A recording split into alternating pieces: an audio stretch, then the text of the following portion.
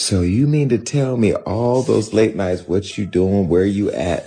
I've seen Jay Z at his house. I've seen T. Jakes at his house. I've seen Chris Brown at his house. I've seen Jordan Woods at his house. I've seen Travis Scott at his house. I've seen Beyonce at his house. I've seen Tiana Taylor. I've seen them all. Not Jason Lee, caught up in one of the wildest scandals Stockton has ever seen. This man was accused of bleeding the city dry, snatching money from hardworking residents just to bankroll his flashy lifestyle. And here's where it gets even crazier. After the arrest, instead of keeping quiet, Jason allegedly pointed fingers at none other than Jay Z and Beyonce, claiming they plotted online to set him up. Imagine the audacity, accusing two of the biggest names in music of masterminding your downfall. But let's backtrack for a second. Who in their right mind thought Jason Lee should ever be trusted as vice mayor of Stockton? Nobody expected this man to trade gossip blogs for politics. Yet somehow he slid right into office like it was a reality show twist. The whole situation makes Stockton look like a circus, with taxpayers left footing the bill for the chaos. Millions are already slipping through the city's fingers, and the blame sits squarely on the shoulders of those who pushed him into power. The timeline of this disaster is just as messy.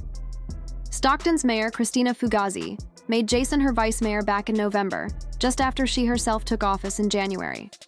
And instead of easing into public service, Jason allegedly wasted no time jumping into shady business.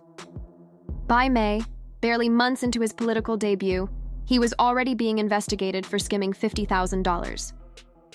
Johnny puts a beep over this part of the show, so you'll never know what it is, but I want you to see their reactions, and I'm going to do it right now.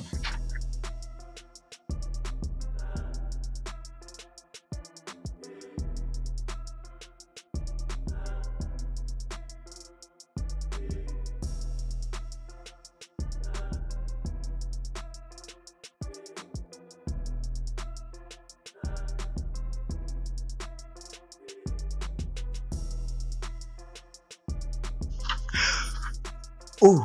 And that's where I go back to, like, we're friends in the game. We support each other. We help each other out. Can you imagine had I put that on Hollywood Law? Oh, there's one more thing. Beat this, Johnny. That's right. He didn't even bother hiding it or pacing himself. He allegedly went full throttle straight into scandal. Here's where the drama really explodes. In May, Stockton hosted a live version of the hit TV show Wild 'N Out Live at Adventist Health Arena. But ticket sales flopped badly. Nobody was showing up. Rather than accept the loss, the city dipped into its risk mitigation fund, pulling out a whopping $50,000 to keep the event alive. But according to former interim city manager Steve Kangelo, Jason allegedly swooped in and mishandled that money without getting the proper approvals. He just grabbed the bag and moved like it was his personal stash. Jason Lee's short time in politics has turned into one long scandal, and the city of Stockton is now drowning in embarrassment. Steve didn't hold back. He straight up demanded an internal investigation into Jason, claiming that the $50,000 in question was just the tip of the iceberg. According to him, Jason might have been dipping into millions from the city's accounts, hiding it behind so-called event support moves. Even more shocking, Steve accused Jason of pocketing part of that, $50,000, by allegedly using his personal ties with the Wild 'N Out promoters. That's not just shady. That's straight up scandalous. But Jason wasn't about to sit back and let the accusations fly unchecked. As expected, he came out swinging, denying everything and even threatening to sue. He quickly tried to flip the script, claiming the whole transaction had been approved by Stockton's Director of Economic Development, and that he personally had zero involvement in it. Then he decided to take his defense to social media, dropping a long post on Instagram like he was addressing fans instead of taxpayers. Jason wrote, "A few weeks ago, I got tipped off that there was a conspiracy brewing, claiming that I brought Wild 'N Out to Stockton and influenced decisions so Nick Cannon, my friends, and I could profit." He tried to spin the story, saying Nick and the Wild 'N Out crew only came to Stockton as a personal favor to him, just to help the city shine and attract world-class partnerships like Nick Ripples and 5120 Entertainment. But that wasn't all. Jason doubled down, saying the attacks on Stockton city staff were beyond disappointing, and insisted that his people were only doing their jobs.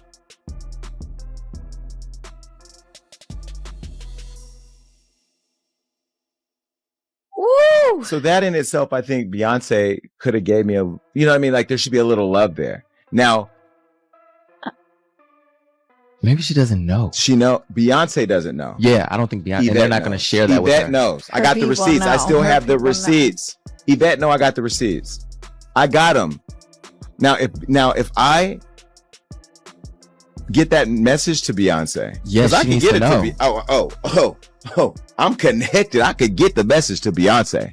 She needs to know. And I think people like her publicist, who I love, and I'm just being critical. That's just what I do. You know that, Yvette. We're trying to book Kelly Rowland right now. Now, if I don't get Kelly Rowland because I say this about, then it's going to be a problem. Then I'm putting out receipts. The receipts I just told you about, then I'll put those out. He even bragged that when the issue finally came up in the audit committee, the room went completely silent. Today, we agendized it in the audit committee, and it was crickets, he said. Jason wanted everyone to believe this was nothing more than a witch hunt. But the drama swirling around him only made Stockton look even messier. Jason didn't just defend himself, he went full throttle with the clapbacks. He bragged that Wild 'N Out deserved praise for its professionalism and claimed the Stockton community loved every moment of the show, promising that highlight clips were on the way. Then he turned his attention straight to his critics, firing off, "If you can't outwork me in policy, opportunity or inspiration, work harder. Because making up lies to do reputational harm won't work when I've got the heart of the people." That's Jason's way of saying he's untouchable, no matter what scandal is swirling, and he didn't stop there. Jason tried to spin the allegations as nothing more than payback, claiming he was being targeted because he raised tough questions about Stockton's shaky finances in his role as chair of the audit committee. A lot of these celebrities, every single celebrity in the culture has been to Diddy's house, which means they've gone through all his phones, text messages. I can read you my text message to Diddy. What day is it airing on the show, on the network? Are you coming on the show? Diddy, what's this? It's all been business for me. It's been business for me. I don't have nothing inappropriate to them people because I don't deal with them like that.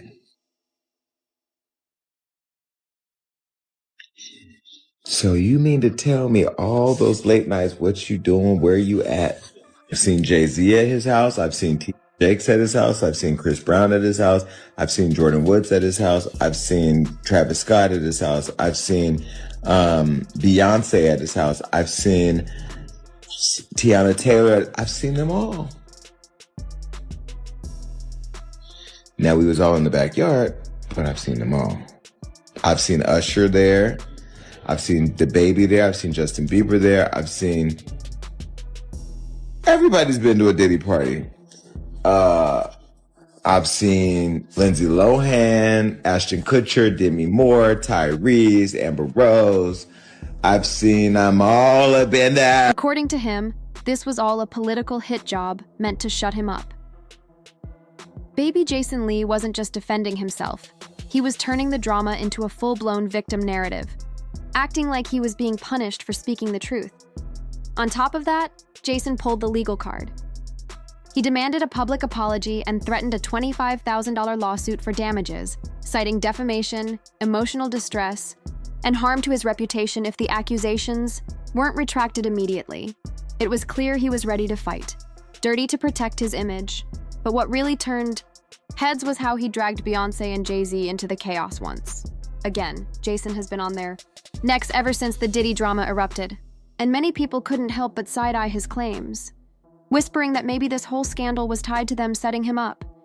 Jason himself seemed to feed into that theory, hinting that the power couple really was behind the scenes pulling strings. And let's not forget, this wasn't Jason's first time coming for Beyonce. When she reportedly refused to invite him to the premiere of her Renaissance film, Jason didn't take it lightly. Instead, he threatened to spill alleged evidence that could implicate her, marking the first public jab he took at the Queen herself. From then on, it was clear Jason Lee had declared war on Beyonce and Jay Z, and he wasn't planning on backing down anytime soon. When Jason went on his little rant, most people weren't even tuned in. But those who did catch it said he came off sounding entitled, like the only reason he was blasting Beyonce was because she didn't send him an invite. It looked petty, almost like he was throwing shade just to get attention. But then, when whispers started spreading about Beyonce and Jay Z's alleged ties to certain circles, people suddenly stopped laughing. The reaction shifted fast. Folks were like, wait a minute, maybe Jason wasn't just being dramatic. Maybe he really knows something. That's when things took an even darker turn. Jason hopped back on Instagram Live and decided to drop bombshells about what he had supposedly seen firsthand at Diddy's infamous parties. Hi, Jason Lee. I'm getting calls. And I haven't even said anything. They ain't called me to go to the Rock Nation brunch. They haven't called me to go to the Gold Party. To accept being honored. They haven't called me when we offered to honor Jay-Z at the award show. They didn't call me to go to the press conference about striking the deal with the NFL while we were kneeling for Kaepernick. They didn't call me to ask me what I thought about her hair care product. They didn't call me to offer a free bottle of her perfume. I didn't get to go backstage on her tour for the Renaissance. In fact, when the video circulated making it look like I've been chasing her around like a super fan, which I am a super fan, but I chase nobody. Nobody's called me to clear that up. I haven't gotten a delivery of white flowers with a little card from Beyonce. Why is everybody calling me now? Oh, and you also stopped. Don't we not going to even go there? I stopped a major thing for Beyonce. Didn't even get a thank you. But now everybody's why is everybody calling me now? Because I'm a firefighter. Because I run towards fires and I put them out or I fan the flames. But why is everybody calling me now? And that's the problem that I have with this whole situation. But I am going to save this conversation for Jay-Z. Jay-Z, you're watching. I know you're watching because you got people calling me. Stop having people call me. You can call me yourself. You know how to get my number. You know you got people calling me. He didn't hold back. He rattled off names that sent shockwaves through the industry.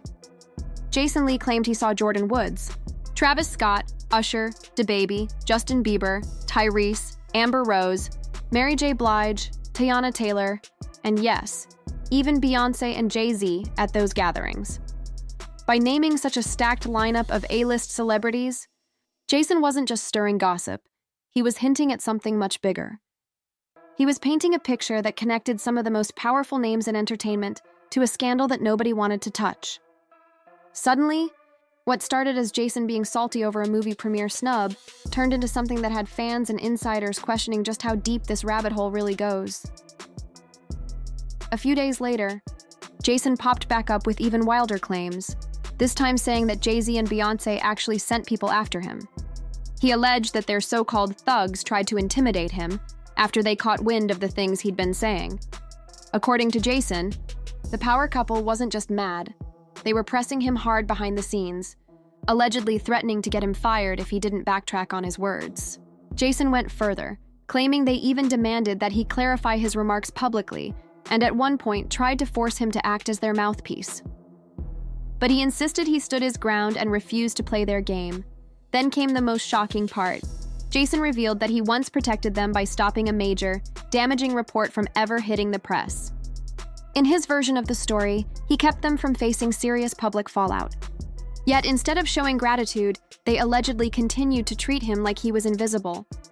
The way Jason told it, he was the one doing favors for Beyonce and Jay Z, only to be met with betrayal and threats in return.